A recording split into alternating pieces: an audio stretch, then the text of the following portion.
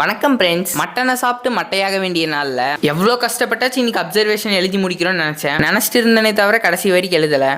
ஆனா அதுக்கு ஒரு காரணம் இருக்கு. வீடியோவோட கட்சி வரைக்கும் பாத்தீங்கன்னாலே அது உங்களுக்கு நோடு. என்னடி சொல்ற? காலை சோச்சிக்கு எனக்கு பிடிச்ச மாதிரியே ஸ்கிராம்பிள் டேக்க போட்டு அடிச்சுட்டு முன்னாடி உன்னை செருப்பால் அடிச்ச கதையெல்லாம் நான் கேட்கல. சாப்பிட்டு முடிச்ச கையோட உட்கார்ந்து அப்சர்வேஷன் எழுதலான்னு தான் நினைச்சேன். அப்பதான் சடனா ஒரு நோட்டிபிகேஷனு, டை படத்துக்கு போலாமான்னு. அப்பவே அண்ணன் டிஸ்ட்ராக்டடு. படத்துக்கு போய் பல நாள் ஆனனால நானும் போடலான்ட்டேன்.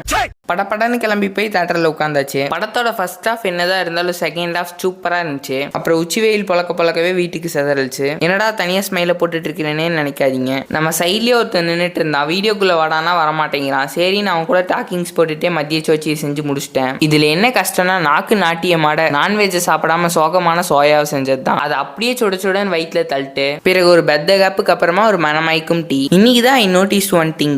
அது வாட்னா சரியா இந்த 5 to 6க்குள்ள நான் வேலை செய்யலைன்னா எங்க அம்மாக்கு தலையை வெடிச்சிரும் போல. கரெக்டா அந்த டைம் தான் டெய்லி வேலை கொடுக்குறாங்க.